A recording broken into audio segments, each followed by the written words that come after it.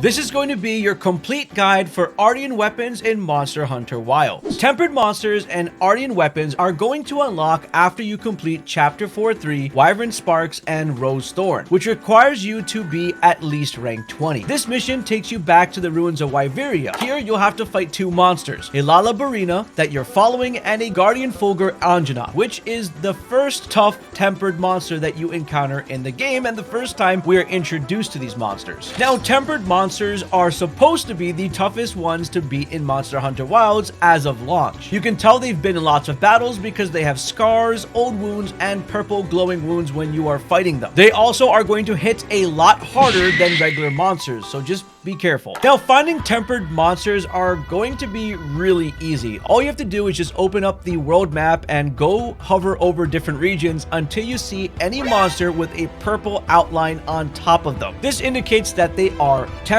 If you can't spot any on your map, or you're just like, where the heck are they? Well, all you have to do is just rest at a camp, progress the day, progress the season, and then go check the map again to see if you got different spawns. Also, if you're looking for a specific one, that's also something you could do. Once you know which tempered monster you're going to hunt, all you have to do is just place a waypoint on them, and you'll know you're going to the correct monster because the trail leading to them will be a purplish blue trail as opposed to the regular green one that leads you to other monsters or items from the beginning of the game. Now, the reason why tempered monsters are really special is because when you defeat them, they not only give you just their regular loot, but they also can give you Artian weapon piece drops that will be able to be identified after in order to craft our Artian weapons, which are some of the best weapons in Monster Hunter Wilds. Or at least that's the endgame grind they want us to believe for now. Now, to know if a monster specifically has these Artian weapons is simple. All you have to do is hover over them on top of your mini-map and pay attention to this exact symbol, which is the Artian piece symbol. And you can actually check potentially how many pieces that monster can drop. Sometimes they'll be marked with a 2,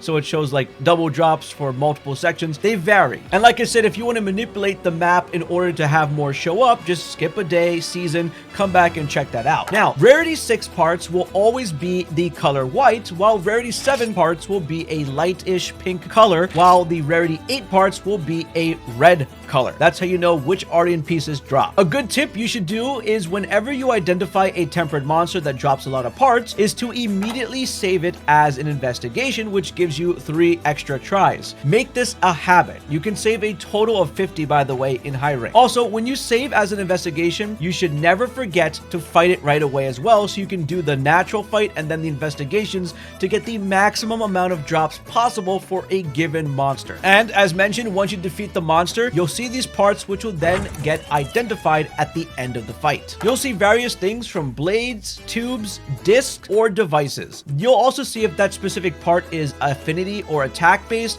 and what element or status effect it comes with. But we'll get into the finer details now as we go to Gemma. Now, depending on the weapon of your choice will be the specific Artian part that you'll need, which is going to compose of the blade, tube, disc, or device. Here is an image of all the parts you'll need for the specific weapon on the screen. Now, there are a few rules that you need to know in order to craft a specific weapon. One, they all have to be the exact same rarity. You can't mix a Rarity 6 blade with a Rarity 8 blade. So 1 rarity for 1 weapon. If you pick 2 or 3 parts with the same element or status effect, the weapon will actually have that part when it's crafted. For example, if I take a thunder, and a sleep, the weapon will be thunder. Or if I take a thunder, the weapon will be a complete thunder weapon. Keep in mind that it's always more beneficial to have 3 of the exact same element versus 2 because you're just wasting more elemental damage or status effect damage. So avoid 2. If you do 1 of every single element, the weapon will just cancel out all of the elements or status effects and you'll just get this pure weapon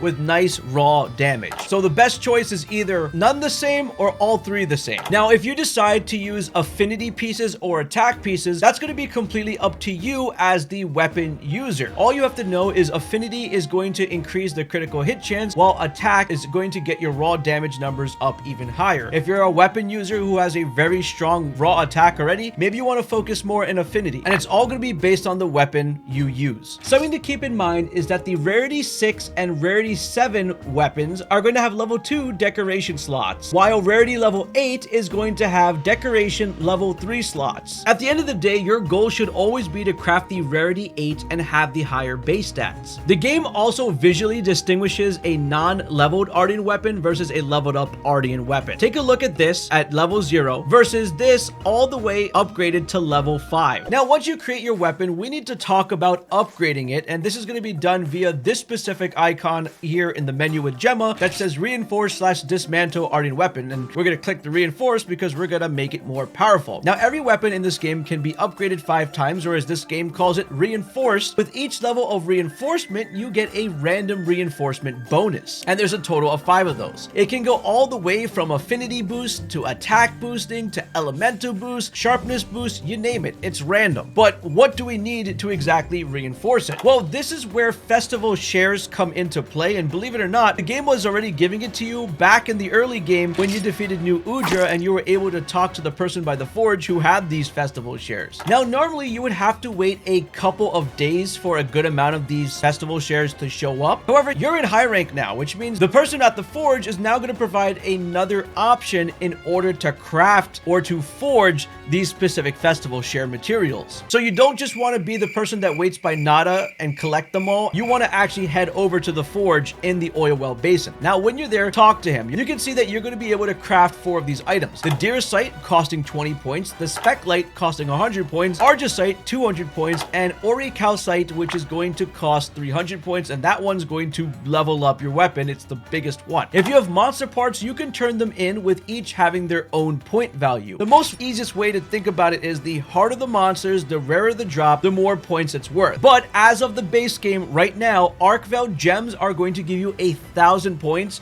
so it's the best monster that you can currently hunt right now in the game to farm up on that specific material in order to make a lot of Orichalcites. By the way, it'll take you 50 Orichalcite or 15,000 points of this specific ore to level an Artian Rarity 8 weapon from level 1 all the way to level 5. Once you have that, you'll be able to upgrade your weapon, get all the 5 reinforcement bonuses. However, if you somehow don't get the reinforcement bonuses you want, the game offers you a way to dismantle the weapon. So all you have to do is dismantle and you'll get some materials back. A trick that you can do is use a bunch of low rarity parts to make an Artian weapon and then dismantle it for parts. That way you can use those parts to upgrade your main weapon. But is there a way that you can actually get the exact reinforcement bonuses you need on your weapon without having to go through all the hell of getting all these items, upgrading, and then not getting what you want? Well, it's always possible when we play certain games that there's a manipulation technique in order to do so, and for this we're going to need the community to come together and figure this out. However, I propose 2 simple ways that we could try item manipulation. The first one is doing a hard save before creating the weapon, getting all 5 reinforcement bonuses on the weapon to see exactly what you get, then restoring your save where there's no bonuses. You go out, hunt, do a quest to progress the world seed, and then come back, do it again, and see if you get different upgrades. Another way of testing manipulation is if for some reason the reinforcement bonuses are tied to the weapon upon creation, then what you want to do is first create the weapon, upgrade all the reinforcements to see exactly what they are, and then reset your save where you never even created the weapon in the first place. Go out, do a hunt or 2, come back, and then repeat making the weapon and seeing what you get. Eventually, as a community, we'll be able to figure out exactly what is the manipulation in order to get this weapon. Please Capcom, if we figure it out, don't patch it. And while you're testing out manipulation on your Artian weapons, you should check out this video over here.